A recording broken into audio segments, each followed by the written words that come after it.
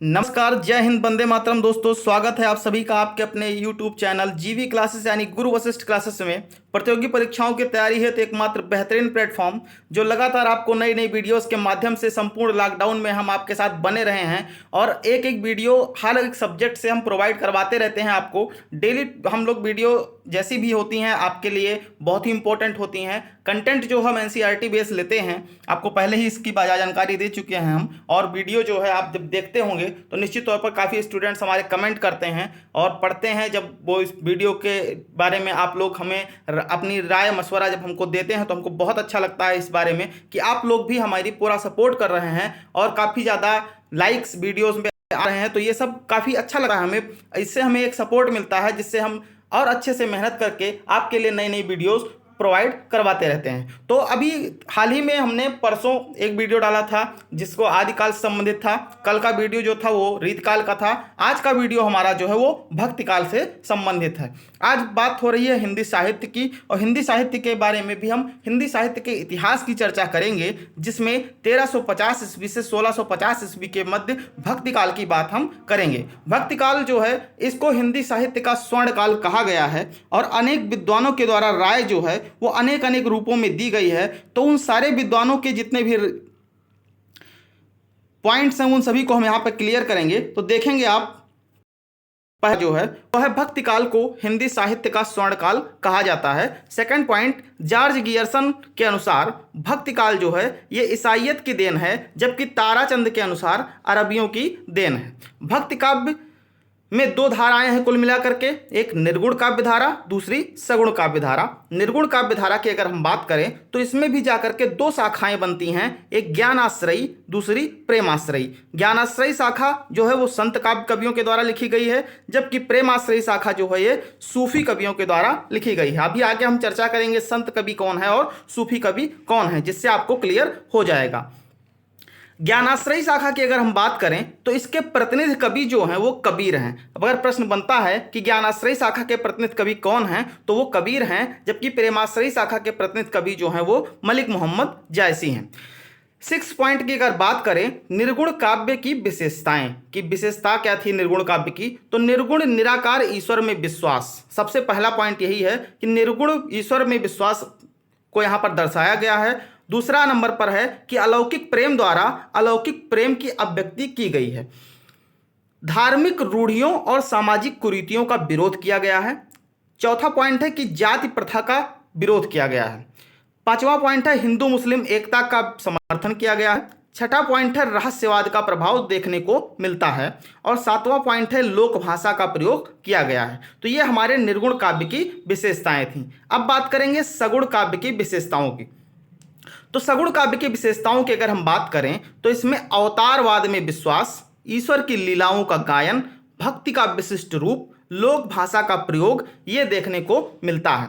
अगर 8वें पॉइंट पर हम लोग चर्चा करें तो कबीर, नामदेव, रैदास, नानक, धर्मदास, मलूकदास, रज्जब, दादू, सुंदरदास, चरणदास, सहजोबाई आदि संत कवियों द्वारा रचे गए काव्य को संत काव्य कहा गया है। यानी जितने भी ये कवि अभी ऊपर ये रेड लेटर्ड हैं जिनको लाल अक्षरों में लिखा गया है, आप लोग देख सकते हैं, इसका स्क्रीनशॉट भी ले सकते हैं, ये संत कवि हैं और इन्होंने जितनी रचनाएं रची हैं उन सभी को संत काव्य कहा गया है।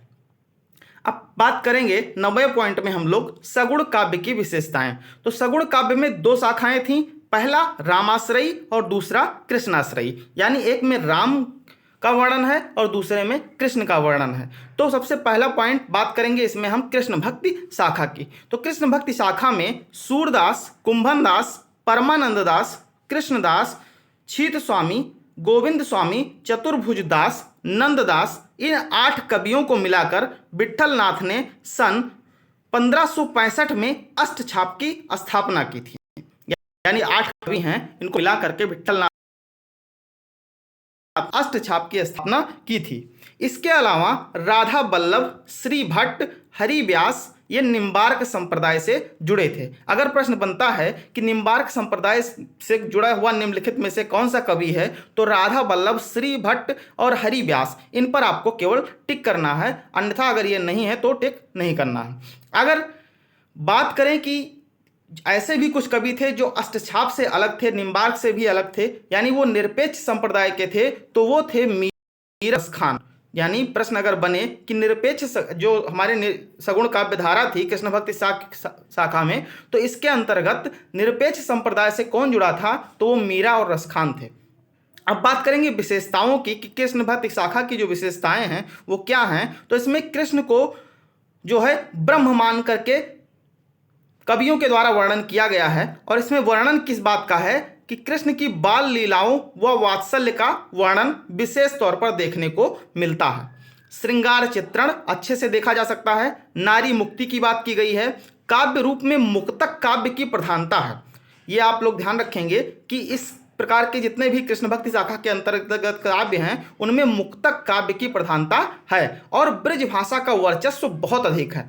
गेय पद परंपरा की शुरुआत हुई। तो ये सब हमारे कृष्ण भक्ति शाखा के गुण थे। अब अगली चर्चा करेंगे हम लोग राम भक्ति शाखा की। तो राम भक्ति शाखा की अगर हम बात करें तो राम भक्ति के अंतर्गत जो प्रतिनिधि कवि हमारे थे वो तुलसीदास थे। यानी राम भक्ति शाखा का प्रतिनिधि कवि जो है वो तुलसीदास को माना जाता है। अनेक रचनाएं तुलसीदास की हम अभी आगे चर्चा करेंगे। यह जो धारा थी हमारी, यह जो शाखा थी राम भक्ति शाखा की, यह है समाजवादी काव्य धारा है, इसलिए यह उच्च वर्ण में ज़्यादा लोकप्रिय हुआ। अब बात करेंगे कि राम भक्ति शाखा के प्रमुख कवि कौन थे। तो रामानंद, अग्रदास, ईश्वरदास, तुलसीदास, नाभादास, केशवदास और नरहरदास, ये जो हैं राम भक्ति शाखा के प्रमुख कवि थे। अब बात करेंगे विशेषताओं की कि जो राम भक्ति शाखा है इसकी विशेषताएं क्या थीं। तो इसकी विशेषताएं ये थीं कि राम को लोक नायक के रूप में प्रस्तुत किया गया है, लोक मंगल की सिद्धि की चर्चा की गई है, सामूहिकता पर बल दिया गया है, समन्वयवाद का चित्रण है, मर्यादावाद को दिखाया गया है, मानवतावाद पर जोर दिया गया है, प्रबंध हुआ मुक्तक काव्य का प्रयोग किया गया है, और मुख्य रूप से अवधी भाषा का प्रयोग किया गया है। दार्शनिक बहुलता देखने को इन काव्यों में मिलती है। तो थोड़ा सा अंतर देखने को मिला कि वहाँ ब्रज भाषा थी और यहाँ अवधी भाषा है।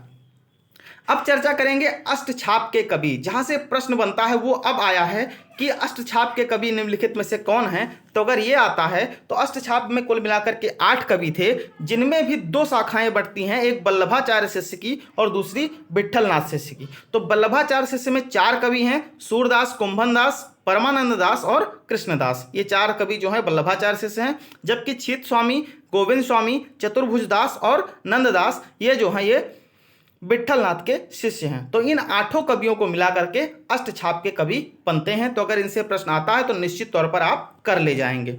अब बात करेंगे भक्तिकालीन रचनाओं की। तो इन रचनाओं को हम आसानी से तब याद कर पाएंगे जब इनको हम अलग अलग डिवीजन करके, अलग अलग बांट करके पढ़ें। तो अलग अलग बांटने का मतलब हम सबसे पहले संत काव्य की रचनाएं, जितने भी संत कवि हुए हैं उनकी चर्चा करेंगे, उनकी रचनाओं की चर्चा करेंगे। तो संत कवियों में सबसे पहला नंबर है कबीरदास का, और कबीरदास द्वारा रचित क्या है, बीजक यानी साखी शबद रामायणी। ये रचित किसके द्वारा है, कबीरदास द्वारा। रत्न खान ज्ञानबोध, इसकी रचना की है मलूक दास ने। सुंदर विलाप की रचना सुंदरदास ने की है। बानी की रचना जो है वो रैदास ने की है। तो निश्चित तौर पर इसका स्क्रीनशॉट आप लोग ले लीजिएगा और पढ़ सकते हैं इसको। अपना नोट्स तैयार करते रहिए, जबरदस्त तैयारी करते रहिए। चैनल पर नए हैं तो सब्सक्राइब करेंगे, दोस्तों में शेयर जरूर करते रहिए। अब बात करेंगे सूफी काव्य की रचनाएं एवं उनके रचनाकार। मृगावती के रचनाकार हमारे हैं कुतुबन, हंसावली के रचनाकार हैं असाइद, चंद्रयान के रचनाकार हैं मुल्ला दाऊद, मधुमालती के रचनाकार हैं मंझन, चित्रावती के रचनाकार हैं उस्मान। अब मोस्ट इंपॉर्टेंट यानी मलिक मोहम्मद जायसी से प्रश्न जरूर बनता है, तो वो आपके सामने इस समय हम लेकर के आ रहे हैं। तो मलिक मोहम्मद जायसी की अगर हम बात करें तो पद्मावत, अखरावत, आखिरी कलाम और कन्हावत, ये मलिक मोहम्मद जायसी की रचना है। जिसमें जो सबसे ज़्यादा प्रश्न पूछा जाता है वो आता है पद्मावत और आखिरी कलाम का। ये कई बार परीक्षाओं में आया हुआ है। अगली रचना की बात करें तो वो है रूप मंजरी, जिसके रचयिता हैं नंददास। इंद्रावती अनुराग वासुरी के हमारी रचयिता हैं नूर मोहम्मद। सत्यवती कथा ये ईश्वरदास द्वारा रचित है। रस रतन ये पुहकर के द्वारा रचित है। ज्ञान दीपक के रचनाकार शेख नबी हैं। आगे बढ़ेंगे तो माधवानंद काम कंदला के रचनाकार आलम हैं। लखन सेन पद्मावती कथा ये दामोदर कवि के द्वारा रचित है। अगली टेबल कृष्ण भक्ति शाखा की है, देखेंगे ध्यान से, मोस्ट इंपॉर्टेंट है, इससे प्रश्न जरूर पूछा जाता है।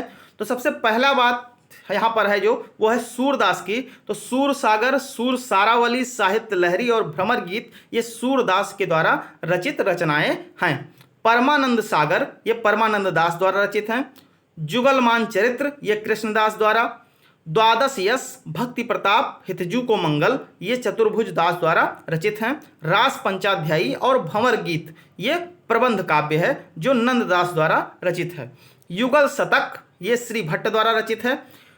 तो इस तरह से आप लोग देख रहे होंगे, ये बहुत ही इंपॉर्टेंट है और जब आप इसको देखते होंगे तो निश्चित तौर पर आपको पता चलता होगा कि ये निश्चित तौर पर परीक्षाओं में आए हुई रचनाएं हैं और यहाँ से प्रश्न जरूर पूछा जाता है। हित 84 के रचनाकार कौन है? हित हरिवंश। हरिदास जी के पद ये स्वामी हरिदास द्वारा रचित है। सुदामा चरित ये नरोत्तम दास द्वारा रचित है।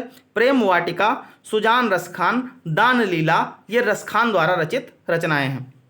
नरसिंह जी का मायरा, गीत गोविंद, टीका राग, गोविंद राग, सोरठ के पद ये मीराबाई द्वारा रचित रचनाएं हैं। तो ये सब इंपॉर्टेंट है, इसको हाईलाइटेड किया है हमने, स्क्रीनशॉट आप लोग ले लीजिएगा और इसको रिवीजन करते रहें क्योंकि कहीं से भी प्रश्न पूछ सकता है और प्रश्न जो है ये बहुत ही सटीक पूछे जाते हैं परीक्षाओं में। जब भी आते हैं तो आप लोग देखते होंगे बहुत ही सटीक प्रश्न यहीं से लिए जाते हैं। प्रश्न कहीं उड़ के नहीं आता है, प्रश्न इन्हीं में से बनता है, लेकिन हम लोग उसका रिवाइज या रिवीजन अच्छे से हम लोग नहीं कर पाते हैं या गलत हो जाता है।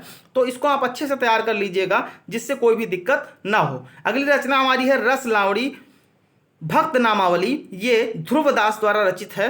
तो इस तरह से कृष्ण भक्ति शाखा से संबंधित जितने भी कवि थे और उनकी रचनाएं थी उनको आप लोगों ने पढ़ा। अब बात करेंगे राम भक्ति शाखा के कवि एवं उनकी रचनाएं। तो सबसे पहला पॉइंट जो है वो आता है राम आरती का। तो राम आरती के रचनाकार जो हैं वो है रामानंद।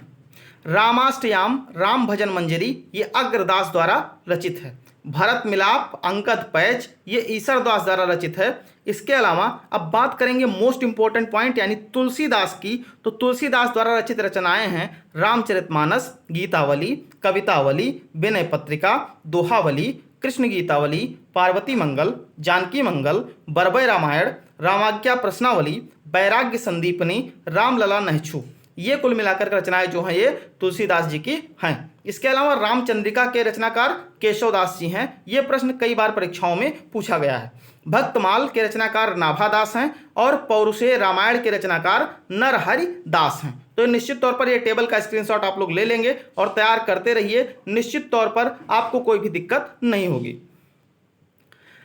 अब सूफी काव्य, संत काव्य और कृष्ण भक्ति, राम भक्ति के अलावा जो अन्य रचनाकार एवं उनकी रचनाएं हैं उन पर हम चर्चा करेंगे। तो उसमें आते हैं सबसे पहले नंबर पर अब्दुल रहीम खाने खाना। तो इनकी जो रचनाएं हैं वो है रहीम दोहावली, वरबय नायिका, रहीम भेद, श्रृंगार सोरठा, मदनाष्टक, रास पंचाध्यायी, रहीम रत्नावली ये रहीमदास जी के द्वारा रची गई रचनाएं हैं।